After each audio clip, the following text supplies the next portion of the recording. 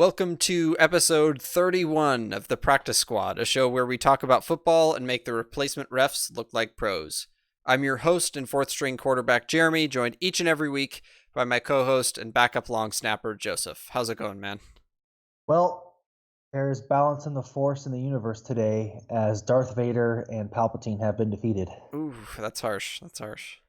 We'll talk about why that's harsh in just a few moments. But we're live right here on YouTube every Monday night during the postseason at 7:30 p.m. Pacific, or 13 minutes late if we feel like it. This week we've got so much awesome stuff to talk about. We had a thrill of a wild card weekend behind us. We're going to talk about all four of those games and the great and not so great things that happen inside of them. We're going to ask some existential questions about football. And then we're going to do our commentators say the darndest thing segment and close out our show with our divisional week predictions. So we're going to keep things streamlined but still juicy. Let's start off with our Bills at Texans wild card matchup. This was the AFC number 4 versus number 5 seeds. Joseph, why don't you take this one? Yeah, so the Bills didn't think, not that they were undeserving to be here, but a little surprised they finished 10-6. They showed command throughout the first half of the game, and then Deshaun Watson.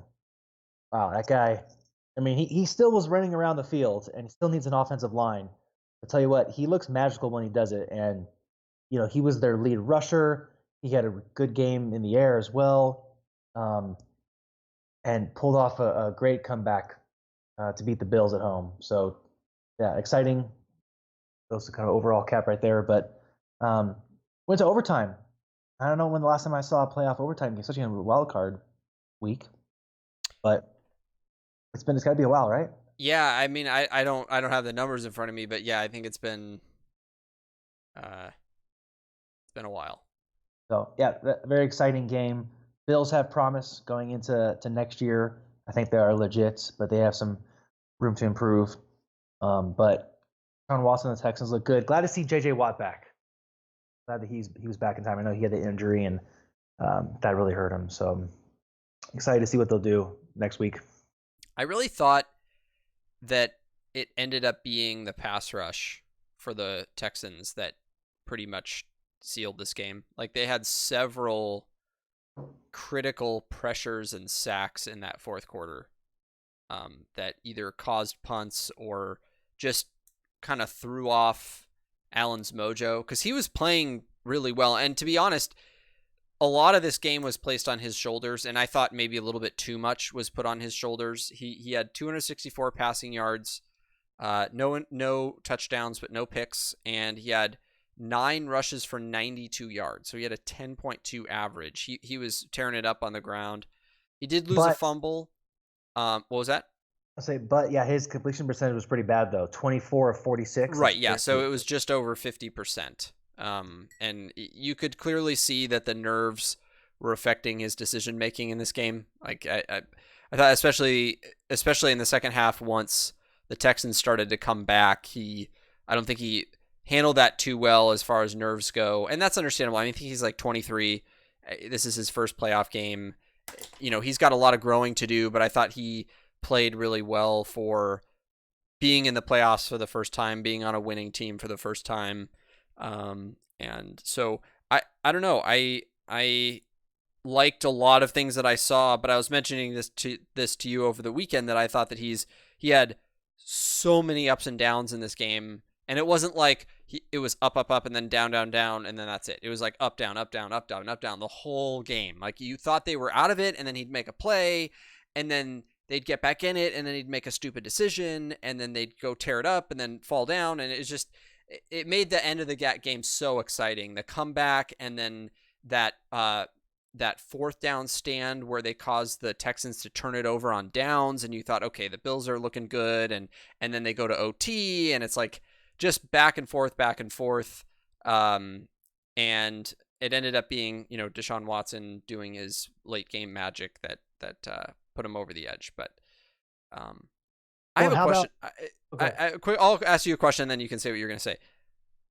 So I thought that the Texans pass rush woke up in the fourth quarter. Do you agree? Yes. Okay. We always talk about how defenses get tired, like over the game, defenses get tired and pass rushes tend to lose some of their luster. Like lots of teams will come out, have a great first half, and then the second half they look kind of flat. When pass rushes wake up like that in the fourth quarter, it either makes me think the whole defensive line just took a series of drugs on the sideline just before they came in, or that logic about the being tired at the end of the game isn't necessarily true. Well, I think that's a false dichotomy. I think there might be another option in there. I think, well, two more options. One, they could be not trying as hard to begin with, which I don't think they would do that, or just motivation, determination, right? Just kind of stepping up in the moment, and then they were more exhausted afterwards. I think the fourth one's the most likely.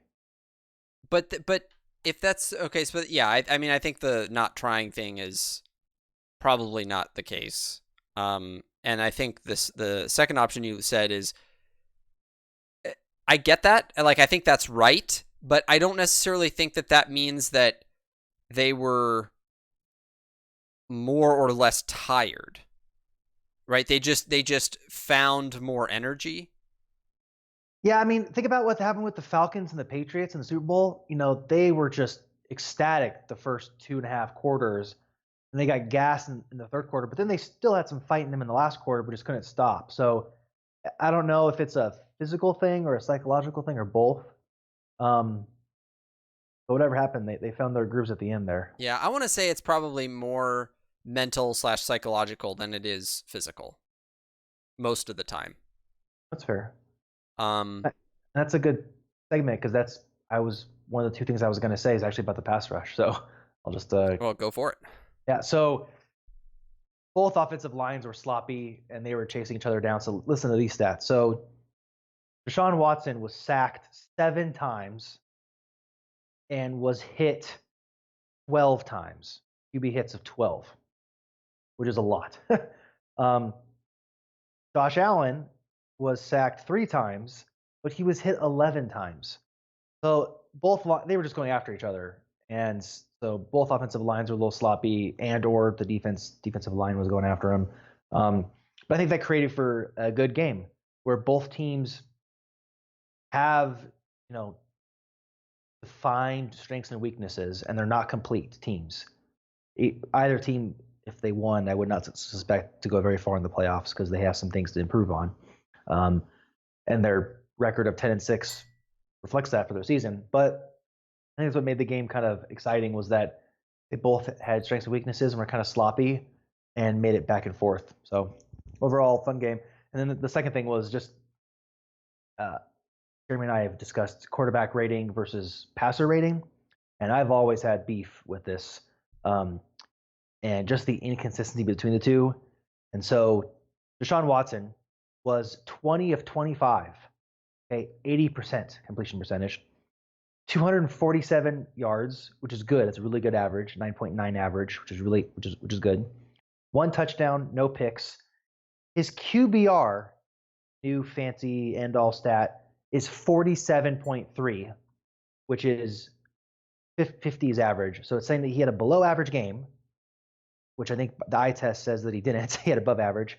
But his passer rating is 121.2. Which is a really good passer rating. I know. So that drives me nuts. Whereas Josh Allen's makes more sense. 41.6 QBR and a 69.5 passer rating. So come on, ESPN. I don't get this inconsistency. One of your theories is wrong. You need to figure it out. Yeah, no, I agree. That variability in QBR doesn't add up with Watson having an almost double rating. Yeah, no, I agree. Something's weird. I wonder if QBR factors in like pressures somehow in a way because rating doesn't. But I wonder if QBR does. I haven't looked at the equation in a long time, so I'm not sure.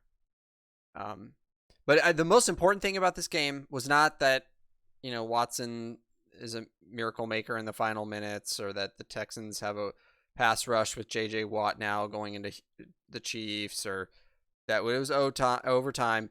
The most important thing about this game was that this game featured two starting running backs who both used to be starting running backs for the 49ers. Oh, okay. Yeah, that's Frank right. Gore for the Bills and Carlos Hyde for the Texans. The ageless one, Frank Gore. Yes. He'll still be playing in 10 years, guys. He'll still be breaking tackles in 10 years from now. Mark my words. And he still won't be a Hall of Famer. Yeah, and he still won't be. He'll be in the Hall of Very Good. All right, so our second game, this was the Saturday evening game. Titans at Patriots. So Joseph made a comment at the beginning of the show that Darth Vader has been taken down, and I don't come from the AFC East, so I don't see Tom Brady as Darth Vader. But I know Joseph does because he's a Dolphins fan. Everyone does. Oh, everyone. Okay, everyone minus me then, I guess. So the Patriots have been dethroned by the Titans. And in retrospect, I was iffy on this call because I thought that the Patriots were entering the playoffs cold, and I thought the Titans were coming in hot, and I thought, Patriots get the home field. I think they're going to eke it out, but I think it's going to be close, which is what eke it out means. And they didn't, right? It was a close game, right? It came down to the final minutes, but the Titans just were better. I just thought all around they just were better. But you would not think that just by watching the first half. I thought the Patriots moved the ball really well in the first, almost dangerously well in the first half, and couldn't score. Yet they just couldn't score, right? And the Tennessee looked really up and down, looked like a classic game at Foxborough for the opponent, right? They're just sort of inconsistent, nervous, don't have a set game plan, and then in the second half, I think relying on Derrick Henry really, really paid off. Who, by the way, had 34 carries for 182 yards, a 5.4 average, and a touchdown. I mean, talk about monstrous. And it was consistent. It was the whole game. It was the whole game. Wasn't like one half or something. Yes, yeah. And I'm so glad that they stuck with that because that is what carried them over the finish line, I thought.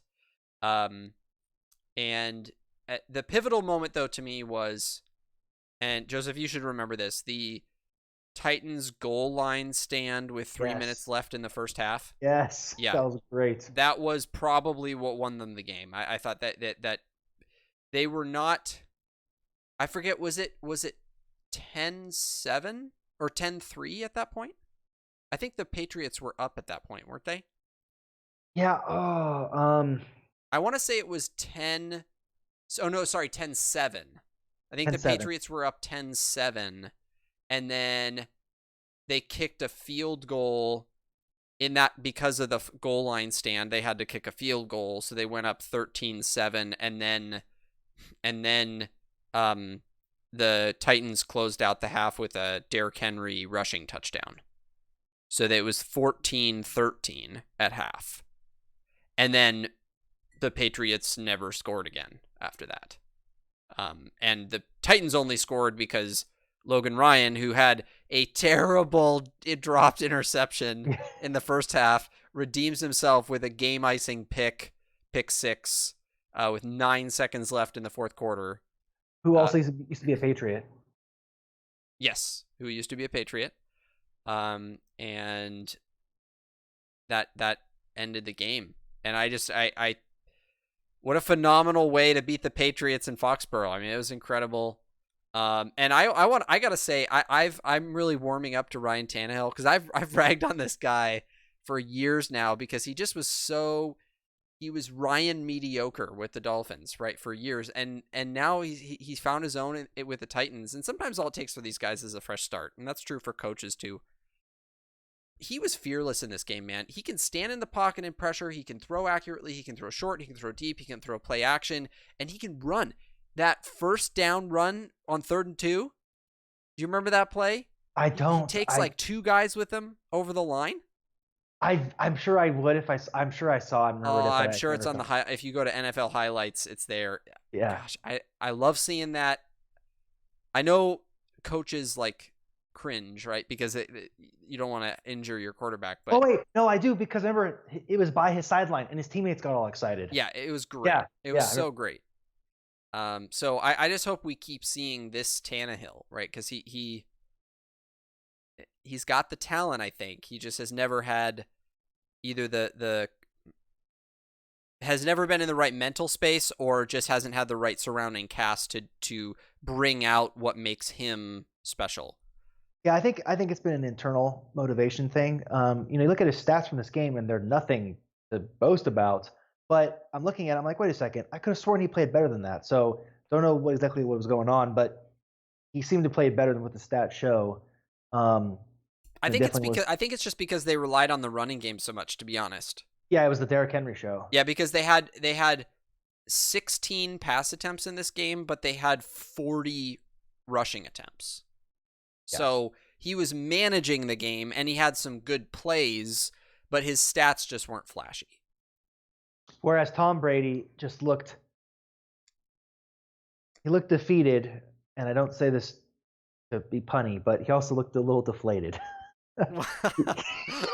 And I really don't say that to make a joke. He just looked like he didn't have that much energy, and like he didn't care as much. I thought that time at the end, not the pick six, but the drive before that they had, I was for sure thinking they were going to drive down and score, Yeah, I did too. and then the Titans would have to do this. And he just, I don't know. I can't, it's hard. It's like it's quantitative, but it's also subjective. He just looked like he didn't care, or that he just couldn't muster up a drive. And to think that it's possible that his last pass ever as a Patriot could be a pick six is kind of profound. Yeah, I know. Yeah. So now the big question is he done?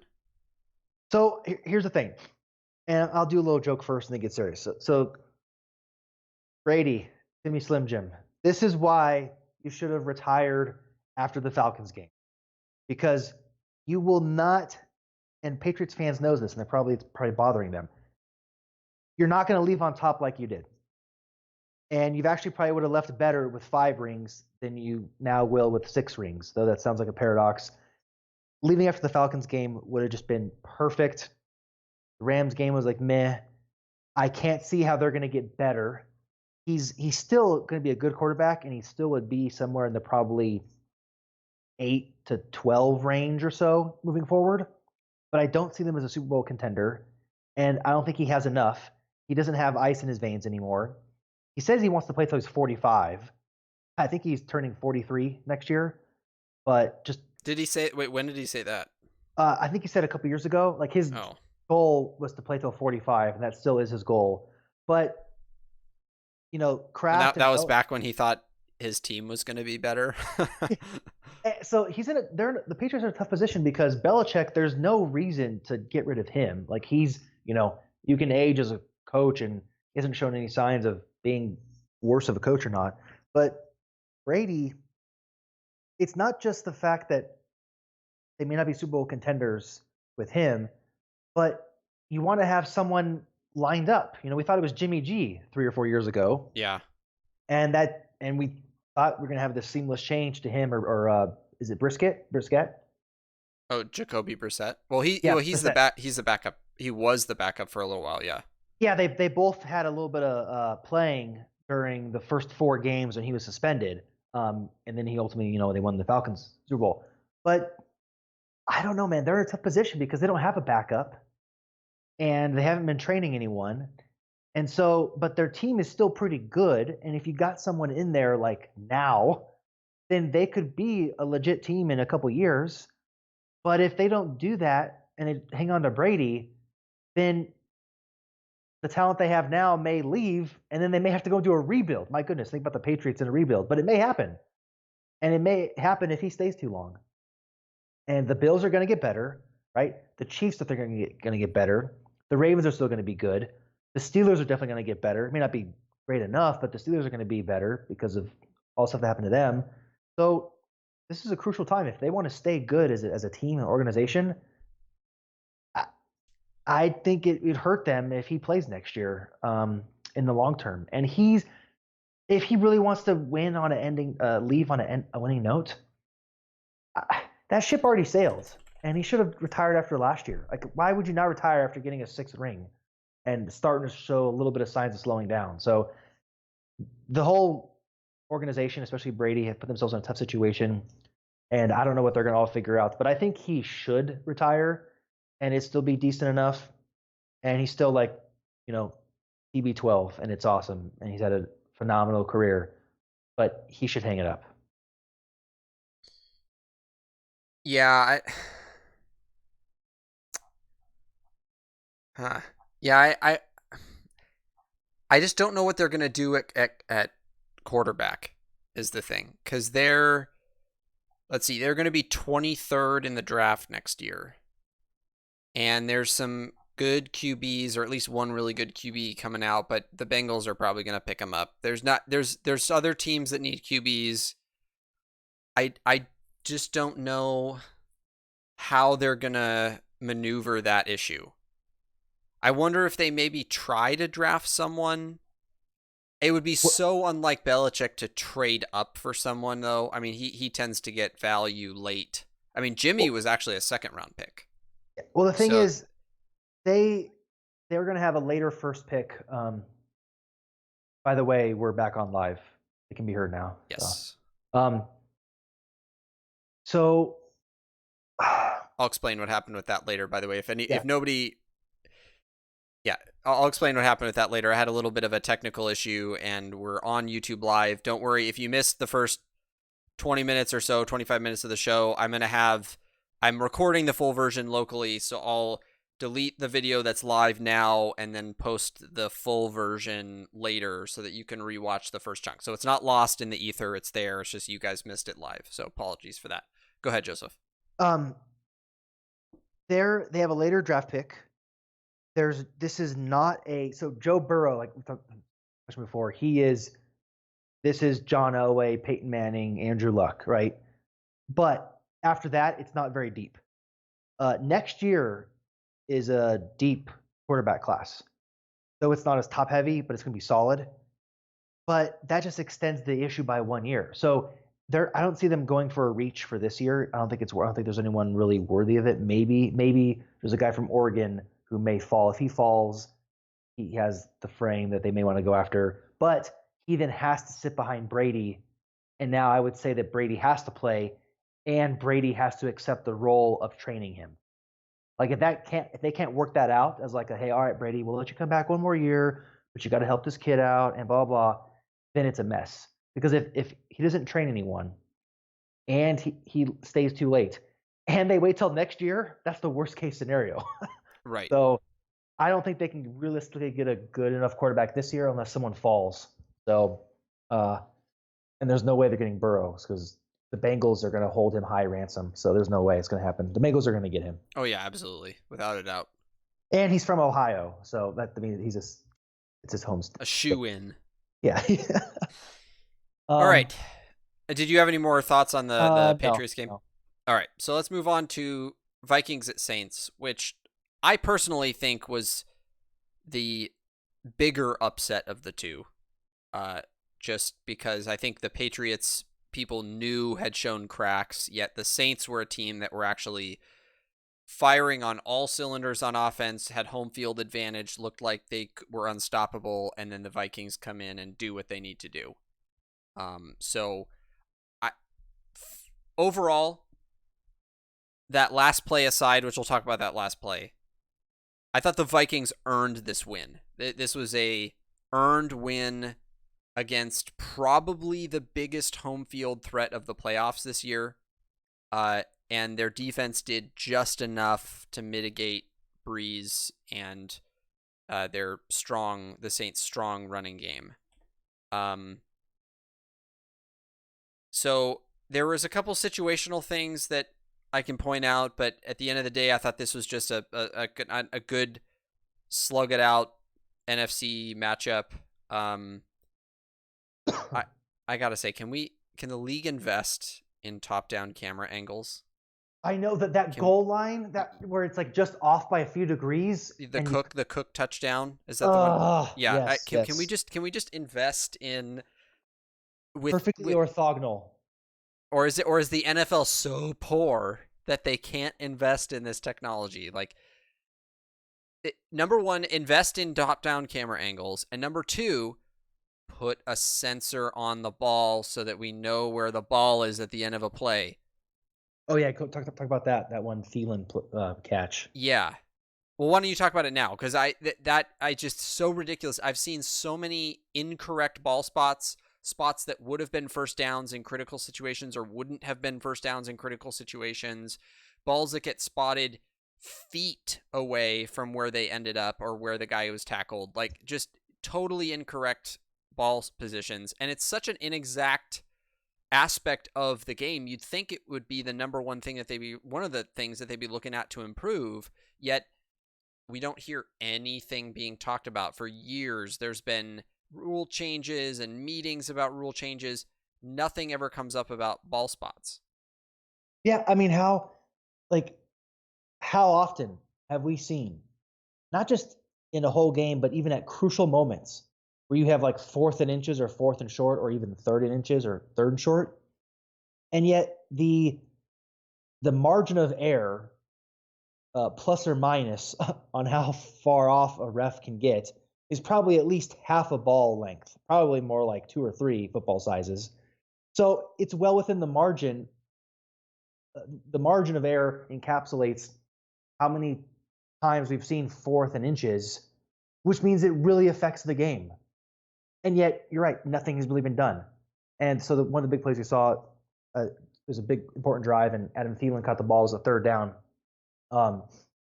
And as he was going out of bounds, because what happened was when he caught it, it was a 1st down, but he willingly backed up or came towards the line of scrimmage so that it would have been a lost yards.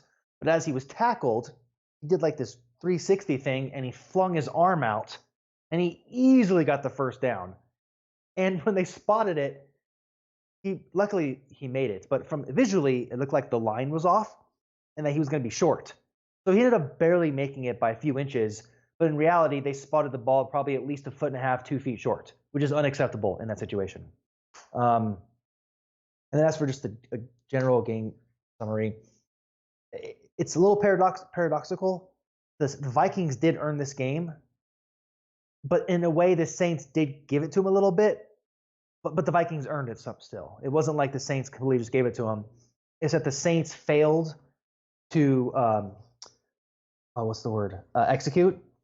And if it weren't for Taysom Hill having a phenomenal impact in the game, the Saints would have been blown out.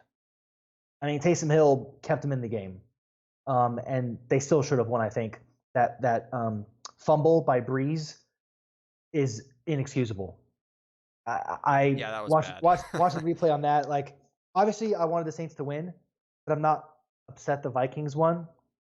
But to just see a team collapse and to not be able to succeed, especially when they have such great home field advantage, and to have 13 carries for 47 yards outside of Taysom Hill is bad. With Murray and Kamara, which basically they did nothing. So, the fumble. Breeze, he should have known better. I mean, he's getting hit, and every quarterback's instinct, they know this, is to pull the ball in. And he's just, for one, he's running with the ball like he's carrying a loaf of bread, right? He just has it fully extended, like it doesn't matter, which is already a problem. And then he gets hit, and he doesn't bring the ball in. Instead, he tries to make a move and get rid of the ball. And of course, the guy is coming around from behind and knocking the ball out. So that was just a rookie move made by one of the greats, and that pretty much cost him the game. So yeah, that and the interception too, wasn't very great. I mean, I have a complaint about the Vikings too, which is 2:56 left. Cousins takes a sack on 3rd and 19. They're up 20-17. You gotta like, the Saints are gonna get. So this is something I don't like about the way that coaches handle math in games, is that a sack in this situation unless they call a timeout, which I don't remember. I didn't write down if they had timeouts left or not, or if the Saints did or not. But a sack means the clock continues to run. You know they're gonna, no matter what, whether it's an incompletion to throw to get away or a sack, they're gonna punt. The clock continues to run on a sack, which means that you're giving the ball back to the Saints, and you know that if you squeeze the clock just a little bit too much, you're not going to get another try. So when you're right in that 3-minute range and you know you're going to be giving the ball to the other team, you need to give it quickly, right? So that you get another opportunity. You can't just say, I'm not going to trust in my defense really or my offense ever and just assume that we can either burn down all the time or that the other team is going to take 19 hours to go down the field. It's just so bothersome to me sometimes. And so that play wasn't a horrendous decision, but I thought it was unwise that he didn't throw it away, because at least they could have gotten better field position. An incomplete pass would have kept the ball at the original line of scrimmage, and they could have punted and maybe pinned them down, closer to the goal line, and kept, because on the very next drive, the Saints go down and they tie it up 20-20 with a field goal. Maybe better field position in that case would have saved them the field goal. We don't know. But I just did not like that situation. I don't like when quarterbacks take sacks on 3rd and long. It's just the dumbest thing. That you got to know that there's going to be guys coming around the edge, and you just got to be ready to throw it away. Well, then you're going to let me tell you, because I'm a starting quarterback and I know all about this.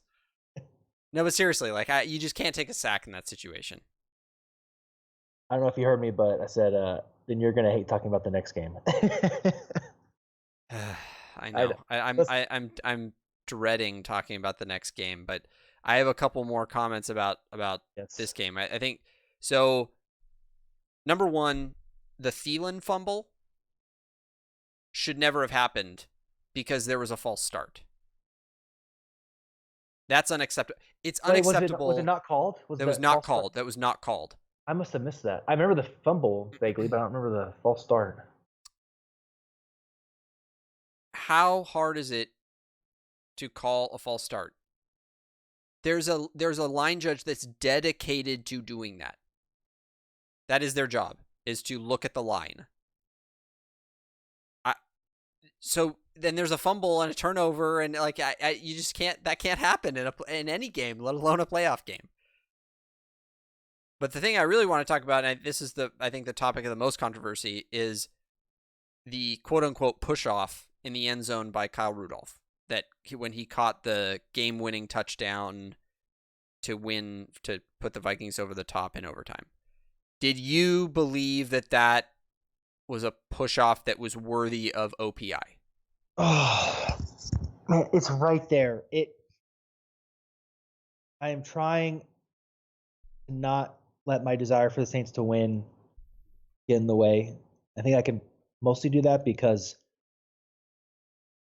it's not like that would have guaranteed a win, because they still have to get the ball back and score. Oh, actually, and a field goal. Okay, I think it was worthy of review. I'm a little surprised and disappointed that they didn't review it, formally, because at the end they were thinking about it, and then you just heard oh, it's not under review, and it's like, right? Yeah, that was it was a weird situation, right? Because the Vikings players were celebrating, but then the Saints were just waiting. Is this going to be reviewed? Is it not? And then it took 20 seconds or something like that for it to be determined that it wasn't going to be reviewed. Yeah. So to me, it was worthy of review. And then the question comes down to, okay, was it a call? So it's tough, man. I don't know. From that top angle, it looks like he pushes him, and it changes the momentum of the cornerback. But how much did it change? Was it enough? I know they've been emphasizing this thing on bang bang plays. They've talked about that a lot, actually, where contact, if it's slowed down, if it's still right there when it happens, they've been holding off on that, and they haven't really overturned many calls. So while I'm disappointed they didn't review it, it's one of those things where it's like, you know what? I think it can go either way. I think that if they came to a decision to overturn it and say it's a penalty, I think it would have been an okay call. But simultaneously, I think it's an okay call to not overturn it. It's just right there on the line. And before you get your comment in, because I want to hear it, I just need to yell at the cornerback because this is something that you and I've talked about many times. In fact, you've had a lot of these rebukes against the Niners last year. Um, I don't know who was defending him, but he was clearly smaller, and your average cornerback is probably 5'10", so I'll go with 5'10". Rudolph's like 8 inches and probably 80 pounds bigger than that guy. And it's the last play of the game. You see Rudolph look for the ball. You have to assume he's probably going to go there to play that mismatch. And you don't try to knock the ball. Like he did, even with the push off, he still did very little to like get in the way of that pass. It was pretty much a give me at that point. So that was frustrating to see.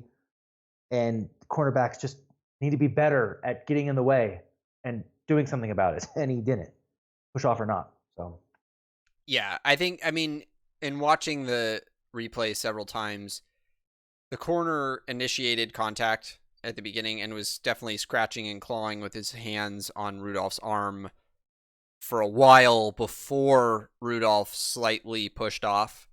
So I'm not like really upset that the call on the field wasn't OPI. I do think it was worthy of review, but since it wasn't called on the field, I don't know if they would have overturned it.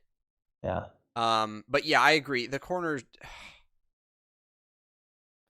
he just looked like he was chasing him the whole time. There's not even a thought to turn around and try to make a play for the ball. So And why do you allow such a mismatch? Kyle Root, do they not know? I mean, he had that epic, what was that? The almost win against the Seahawks, right? A few weeks ago where they almost won and Rudolph was a part of that.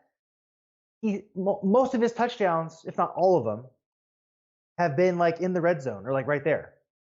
And the guy's good at it. How do you allow a defensive mismatch on the player that's like, Rudolph's in the game.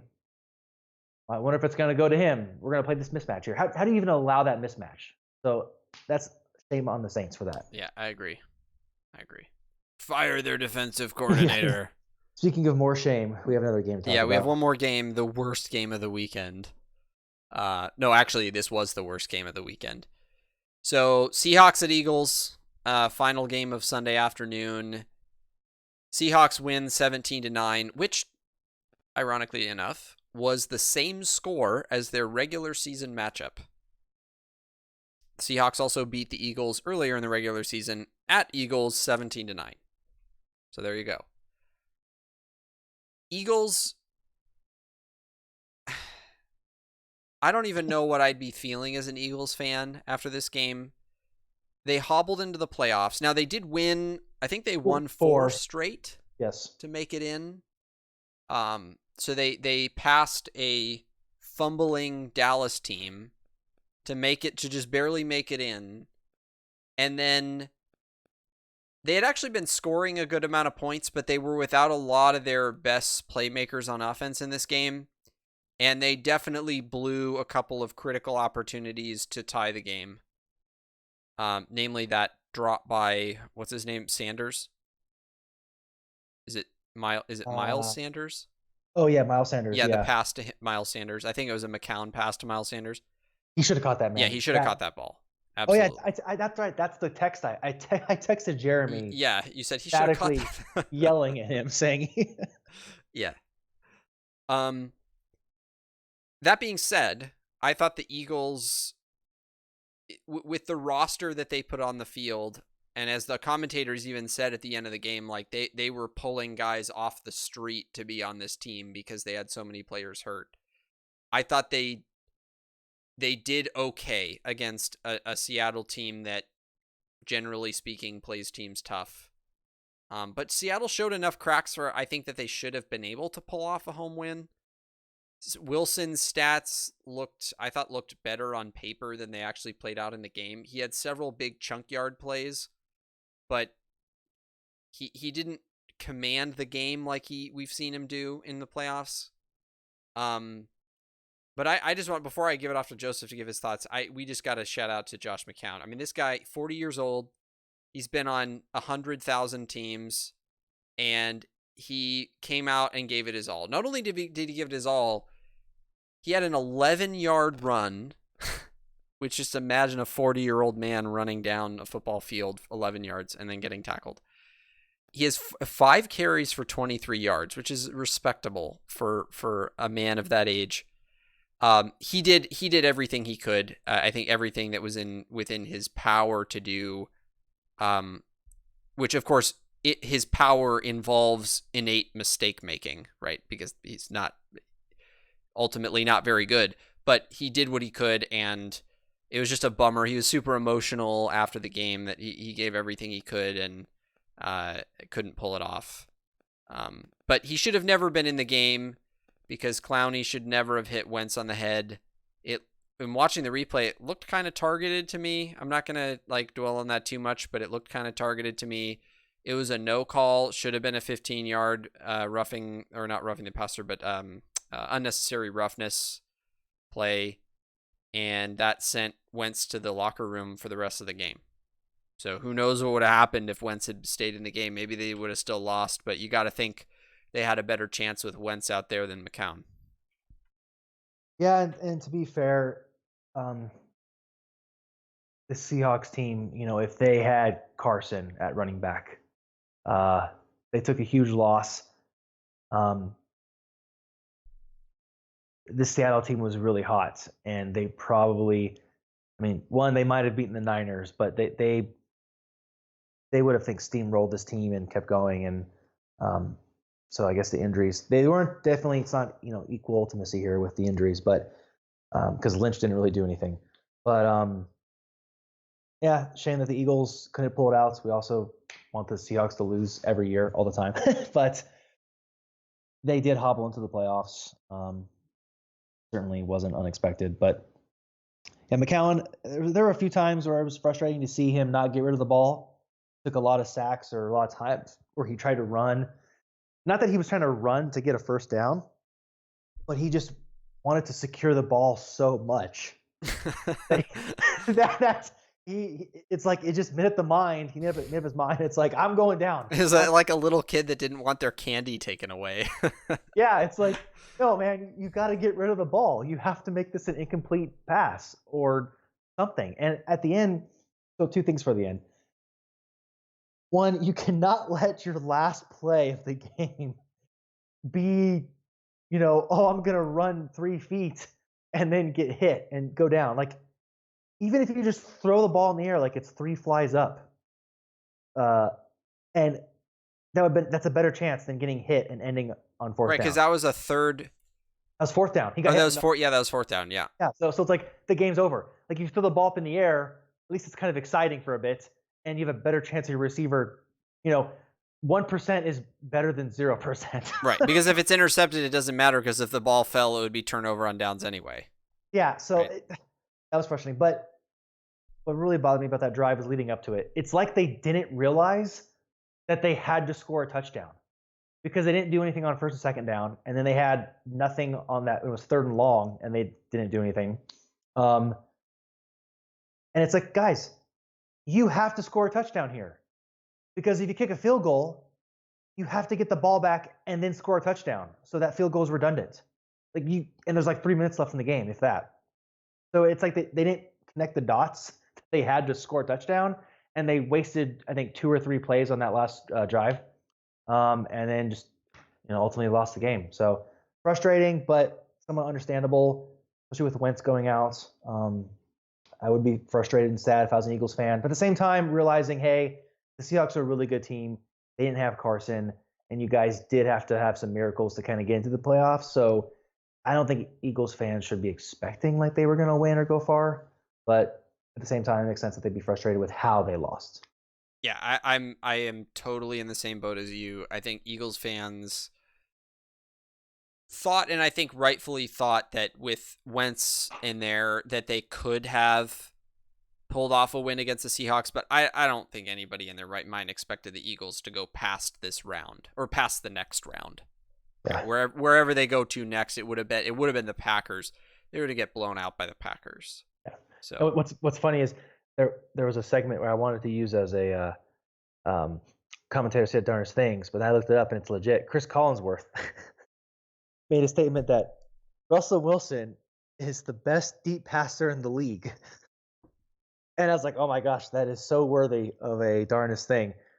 But I looked into it, and it's actually true, and that's probably why he said it. And I actually looked at his ranking each. well, of the how does he define that? Is so, it like certain completion percentage on a certain on passes over a certain yardage? Yeah, so I found an article. I didn't dig too much into it, but they had some interesting stats there. So I looked into it, and over the past 3 years, so Russell Wilson was like number 10 in 2017, and then he was like number 2 or 3 last year, and then this year he was ranked at number 1. And they had some interesting stats on like, I think, effective completion percentage after certain yards attempt and blah blah. And from their consistent ranking, they did have him number 1 from this article. So I figured he was referencing that, or he's just coincidentally correct. But it is true that he probably, is one of the best deep ball passers. But with Tyler Lockett and DK Metcalf, who's been really stepping up, he had a phenomenal game. 7 catches of 9 targets for 160 yards and a touchdown. The chemistry between Wilson and Metcalf has really been growing this season. So it'll be exciting to see how that goes on. Yeah, and he's a tough guy to tackle too. He is. He's an athletic guy. And then obviously Lockett, we know how crazy. I think, did you see that stat where it said in the last 2 years on pass attempts, I think over 20 yards, Wilson has like 145 or no, 155. I think he has 155 passer rating with Lockett in the past 2 years on deep passes. That's disgusting. Unfortunately, I'm not surprised. That's basically perfect. Yeah. That's yep. crazy. So Chris, feel okay. You did not make our darnest things, and your statement is true, whether you meant it or not. And how many of those passes to Lockett have been where he's just barely gotten both of his toes down in bounds? I know. Or like there's like a defender or two right there, and the ball just somehow drops right in, and it's like, yeah. We don't have to get into this. All the heartbreaking moments. Yeah, I'm not too devastated by this just because I picked the Seahawks. I think they're better than the Eagles. The Eagles hobbled in for all the reasons we said. This is not surprising, but it was disappointing. And then, of course, Wilson can't go a game without getting a garbage roughing the passer call. Gosh, it's got to be every game that guy gets a call. And every time he doesn't get a call when he slides, he's like looking at the refs all indignant like he should be getting a call. So I have some existential questions that I want to ask about football in general. And they respond from watching the games that we watched this week. And as a heads up to everyone listening, I don't know what these are. Yes, Joseph does not know what these are. So the first question is it fair that OPI is always 10 yards? Ooh. Versus like for defensive being at the spot? It can be anywhere from 5 to 94 yards or whatever the range is. That's a good one. Well, since at least with defensive, for like on the spot ones, you have some baseline for potential, right? On like where a penalty could have taken you if you caught the ball without it. Right. But with offensive, you're penalizing the person to try to have that opportunity. So how do you negate that? Right. So I'll say this. The number has to be consistent. So the question is 10 the right consistent number? I don't know, but it's better than 5, and I think 15 sounds a little rough at this point. Yeah, I mean, I personally, my thinking is 10 yards is the same as a holding call on offense. Mm-hmm. But defensive holding gets 5 yards, pass interference gets spot of the foul.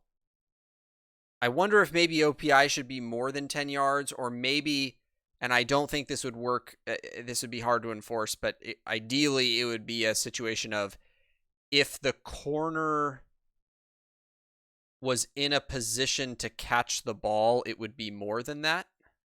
Well, how about this? Right now, it's just 10 yards, right? It's not loss of down.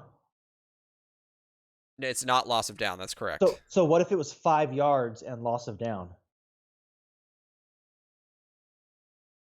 So you think that a OPI is not as bad as intentional grounding?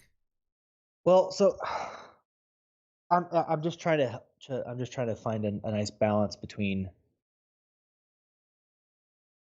penalizing the team for trying to take an unfair advantage to offensively catch the ball, especially if it can negate a defensive player's interception or a good play made, which would be a loss of down, right? Think about it. If a defensive player swatted the ball away, that would be a loss of down.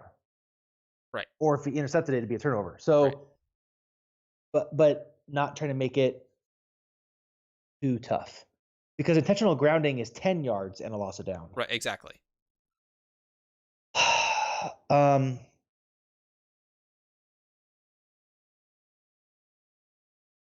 I like my recommendation better than no loss of down and consistent 10 yards, though. Not saying that mine's great, but I think it's better than 10 yards and nothing.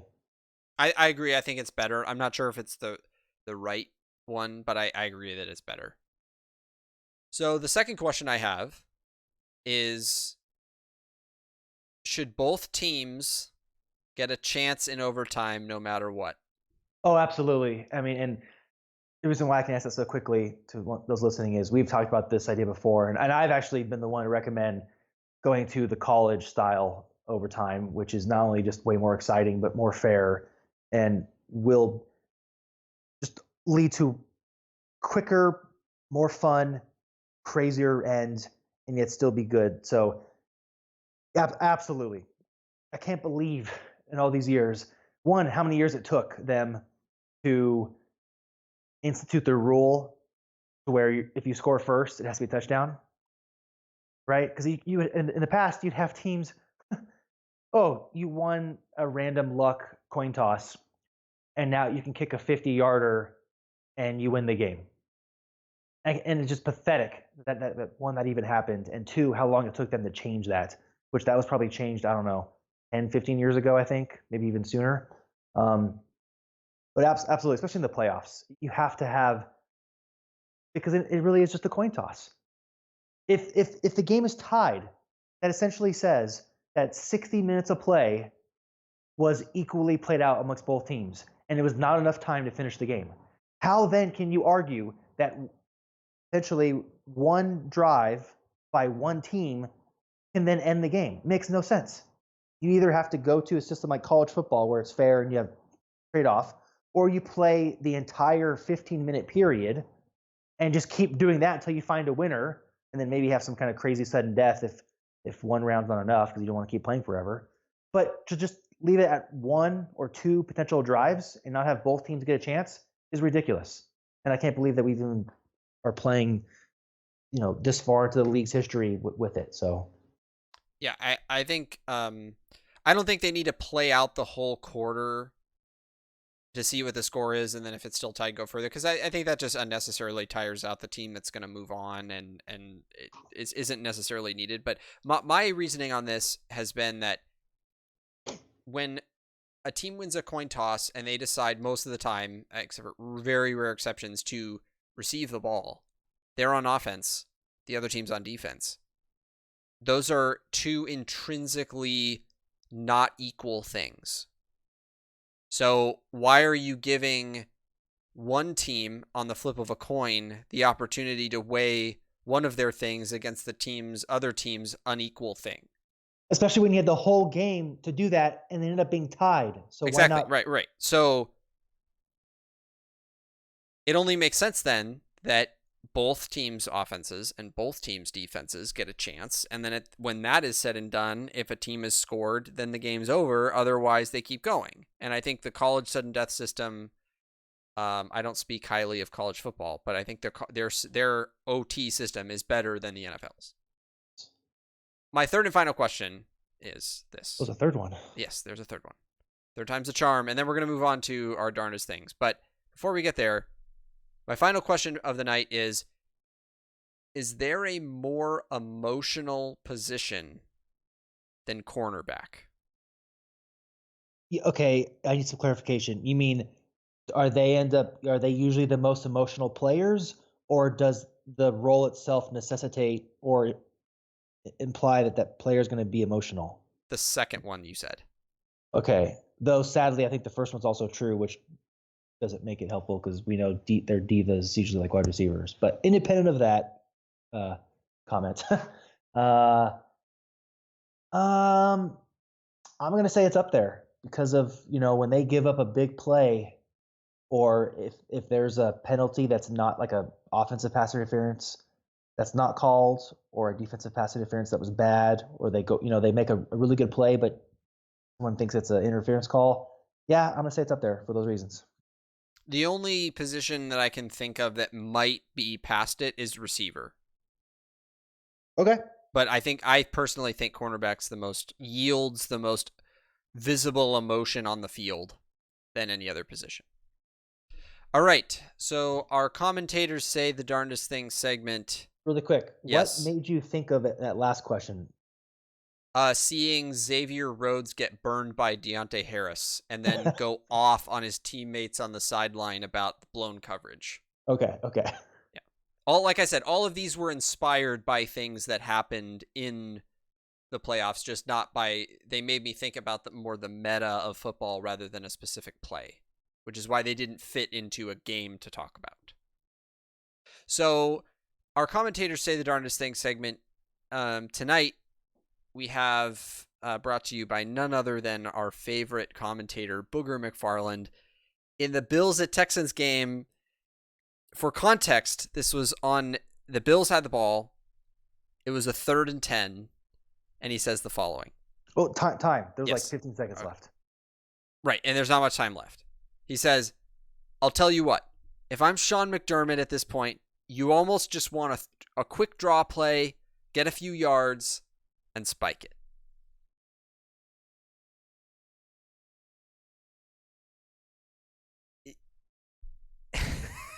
I'm so glad he's not a coach in the NFL. I'll just say that.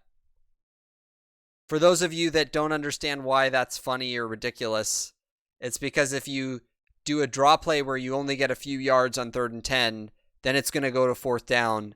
And if you spike the ball on 4th down, it's a turnover on downs. And the game's over. Yeah, and the game's over. So it made it even worse by the fact that the game was about to be over. If it was just some play in the middle of the game, it's still bad, but not as bad. And then the announcer just didn't respond. It was like a couple seconds of just dead silence, and then he moved on to talking about the next play. He's like 3rd down and 10. Yeah, he's like, I don't know what to say. That guy's great, though. He used to be the UFC guy. And he's awesome. The guy that's with Booger is great. I don't remember his name, but he's awesome. Yeah, there was like a 3 to 4 second pause and then a very neutral tone. 3rd down and 10. 3rd and 10, yeah. All right, so closing out our night with our divisional week predictions. That's for this upcoming week. In reference to this last week, we had slightly differing records. And if you recall from the context of the regular season that I came into the postseason 6 games behind Joseph, not only did I not catch up, but I got a game worse than that from last week. So I was 2-2 over the wild card week. I missed the Titans win, which Joseph smartly picked up, and Joseph and I both missed the Vikings win. So Joseph was 3-1. And I'll be tracking the total record as we go on in the playoffs, but that's where things stand right now. So for playoff predictions, how about we do it this week, just this week, Joseph? Why don't you go through and give all your picks, and then if I differed from any, then I'll speak up at the end. Okay. So first game Saturday afternoon is Minnesota at Niners. Going Niners. Next game that Amen, day. Brother. Amen. Oh, we need like the Hulk Hogan, because that was like his saying, "Amen, brother." Amen, brother. We need that in our show. Next game that day is Tennessee at Baltimore. I'm going Ravens. And then, sadly, though, just for those listening, my friend Sean and I will be flying during the Minnesota Niners game. We were hoping to see this game with Jeremy, and it's the one time that we can't see. So we'll sadly know the result because there's going to be some obnoxious fan. We're landing in San Jose, so we will know the score whether we want to or not before watching the game. And hopefully Jeremy's in a good mood when he picks us up because they'll know immediately by my mood what's going on. So we'll have to watch it anyways. On Ravens. And for Sunday's game, first one is Houston at Kansas City. Great rematch. Houston won in Kansas City earlier this year, but Patrick Mahomes was not playing. But though Matt Moore put up a good performance for Kansas City. But I'm going Kansas City. Mahomes gets revenge, and they're going to go further than this, in my opinion. Or could be. And then lastly, we have Seattle at Green Bay. Ooh. You know what? Green Bay has to win. Be revenge for the game. What was that? 2013, 14? The improbable comeback. Yes. Yeah. And then the overtime win to that throw to Lockett. Anyways, going Green Bay. So I'm going all the home teams, actually. I think that's the only one that's a maybe is Houston at Kansas City, but I'm going all the home games. Okay. So I picked all the same games, which means I can't catch up on anything with you this week, which is sad. But so at first I thought, oh yeah, it's kind of it's a easy as pie to pick the 4 home teams this week. And I think the Titans-Ravens game is the safest game of the 4. And then I think the Niners and Packers games are probably the next safest. Yeah. And I think those both have opportunities for upsets because I think the Vikings are actually playing really strong and the Seahawks can be the Seahawks. And then I think the Texans-Chiefs game is the most probable upset of the 4. Yeah, I agree with all that. So we'll see what happens, but I'm not confident enough about the Texans to pick them. So it's going to be a great weekend of football. I almost wish that the Niners were playing at the last slot, not just so that we could watch some of it together, but also just because I don't want to be like, if they lose, I don't want to be like totally bummed out during the other 3 games. I want to enjoy the other 3 games as like a build up to the Niners, but yeah, you hear that, Niner Nation? You have to win now. Yeah, you have to, because of me, you have to win so that I can handle my emotions. So that when those guys step foot in my car, when I pick them up from the airport, I can look at them with a smile and say the world is right. All right, that's a wrap for our show tonight. If you missed tonight's episode or any of our past episodes, please like, share, and subscribe here on YouTube, as those are free ways for you to support our show. Don't forget to follow us on Twitter at The Practice Squad and at Neuralizer_. Just as a reminder, if you've missed past episodes, you can watch or listen to them right here on my YouTube channel. I will be uploading the full version of this episode probably tonight or tomorrow to make up for the technical gaffe that happened earlier in our show, which again I apologize for. We will see you next week after the divisional rounds of playoffs. As always, thank you so much for joining us, and we'll see you next time. Go Niners.